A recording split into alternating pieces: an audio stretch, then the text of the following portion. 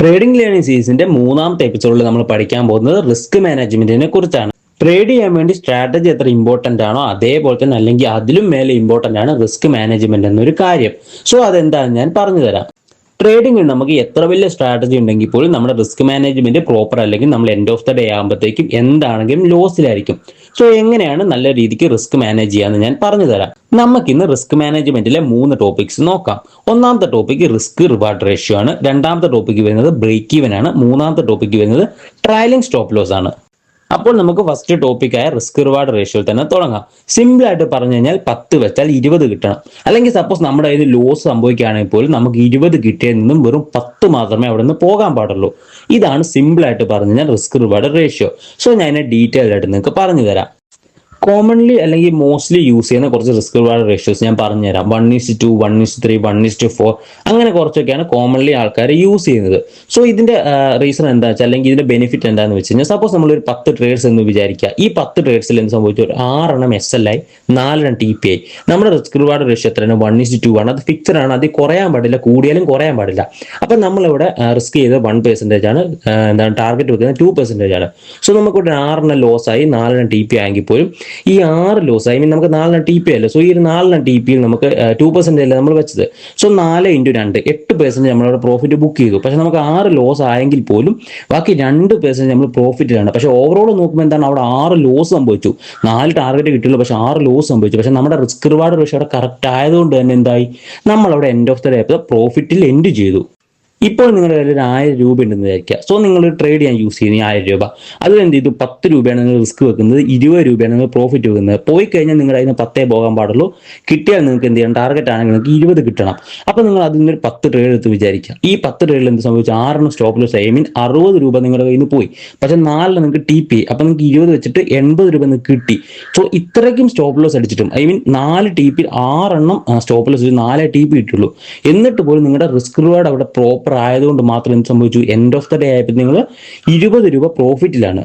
അപ്പൊ നിങ്ങൾക്ക് ആ റിസ്ക് റിവാർഡിന്റെ ഇമ്പോർട്ടൻസ് എത്രയാണെന്ന് മനസ്സിലായെന്ന് വിചാരിക്കുന്നു. അത് മനസ്സിലായെങ്കിൽ നമുക്ക് രണ്ടാമത്തെ ടോപ്പിക്കിലേക്ക് പോവാം, ബ്രേക്ക് ഈവൻ. ബ്രേക്ക് ഈവൻ എന്നതുകൊണ്ട് ഉദ്ദേശിക്കുന്നത് നമ്മുടെ എൻട്രി ഒരു പെർട്ടിക്കുലർ ലെവൽ എത്തിക്കഴിയുമ്പം നമ്മുടെ റിസ്ക് റെഡ്യൂസ് ചെയ്ത് ഐ മീൻ നമ്മുടെ സ്റ്റോപ്പ് ലോസ് എടുത്തിട്ട് എന്ത് ചെയ്യും? നമ്മുടെ എൻട്രി പോയിന്റ് എവിടെയാണോ അവിടെ കൊണ്ട് പ്ലേസ് ചെയ്യും. ഐ മീൻ നമ്മുടെ റിസ്ക് റെഡ്യൂസ് ചെയ്ത് എൻട്രി പോയിന്റിൽ കൊണ്ട് പ്ലേസ് ചെയ്യും. സോ നമുക്ക് സപ്പോസ് മാർക്കറ്റ് റിവേഴ്സ് ആയെങ്കിൽ പോലും നമ്മുടെ സ്റ്റോപ്പ് ലോസ് എടുക്കില്ല. ആ ഒരു എൻട്രി പോയിന്റ് വരുമ്പോൾ നമ്മുടെ ബ്രേക്ക് ഈവൻ ടാപ്പ് ചെയ്തിട്ട് നമുക്ക് അവിടെ 0 റിസ്കിൽ നമുക്ക് ആ ഒരു ട്രേഡ് എക്സിറ്റ് ചെയ്യാൻ പറ്റും. ഇത് കൂടുതലും യൂസ് ചെയ്യുന്ന ഹയർ റിസ്ക് റിവാർഡിലൊക്കെ ആയിരിക്കും നോർമലി കൂടുതൽ യൂസ് ചെയ്യുക. കാരണം ഒരു പെർട്ടിക്കുലർ ലെവൽ എത്തിയതിനു ശേഷം അതിനുശേഷം താഴോട്ട് വരാനുള്ള ചാൻസ് ഉണ്ടെന്ന് മനസ്സിലാക്കുമ്പോൾ എന്ത് ചെയ്യും?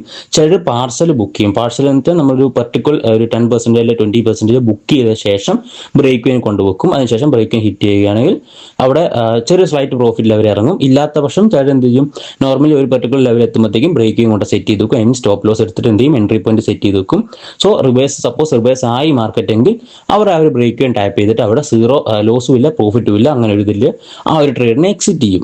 സപ്പോസ് നിങ്ങളിപ്പം നിങ്ങളുടെ റിസ്ക് റെഡ്യൂസ് ചെയ്യാൻ ആഗ്രഹിക്കുന്ന ആളാണ്, അല്ലെങ്കിൽ നിങ്ങളുടെ ക്യാപിറ്റൽ പ്രൊട്ടക്ട് ചെയ്ത് ട്രേഡ് ചെയ്യാൻ ആഗ്രഹിക്കുന്നവരാണെങ്കിൽ നിങ്ങൾക്ക് ബെസ്റ്റ് ഓപ്ഷൻ ആണ് ഈ ഒരു ബ്രേക്ക് ഈവൻ എന്ന് പറയുന്നത്. പക്ഷേ നിങ്ങൾ ഡയറക്റ്റ് ആയിട്ട് കൊണ്ട് വെക്കരുത്.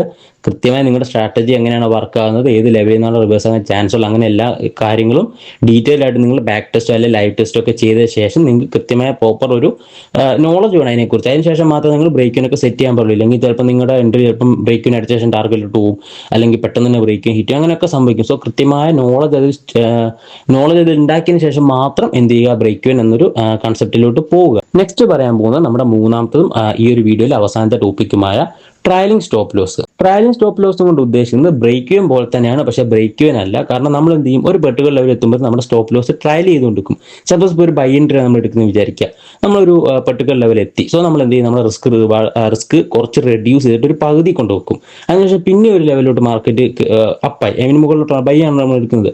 അപ്പം നമ്മൾ എന്ത് ചെയ്യും? കുറച്ചുകൂടെ മുകളിലോട്ട് നമ്മുടെ റിസ്ക് ഐ മീൻ SL മുകളിലോട്ട് ഉയർത്തി വെക്കും.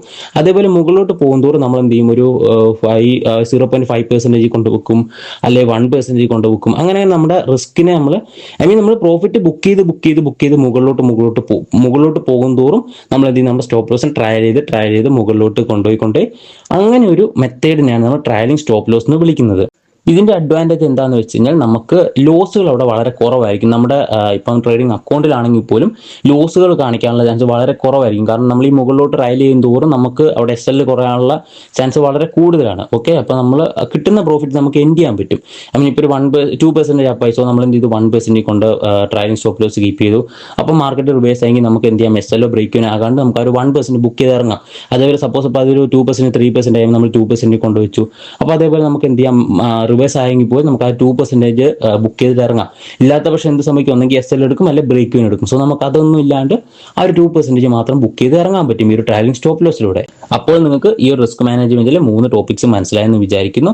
നല്ല രീതിക്ക് പ്രാക്ടീസ് ചെയ്തതിന് ശേഷം മാത്രം ചെയ്യുക, അപ്ലൈ ചെയ്യുക, അല്ലാണ്ട് ഡയറക്റ്റ് ആയിട്ട് ചെയ്യാതിരിക്കുക. സോ എന്തെങ്കിലും ഡൗട്ട്സ് ഉണ്ടെങ്കിൽ നിങ്ങൾക്ക് DM ചെയ്താൽ മതി, ഞാൻ നിങ്ങൾക്ക് പറഞ്ഞു തരാം.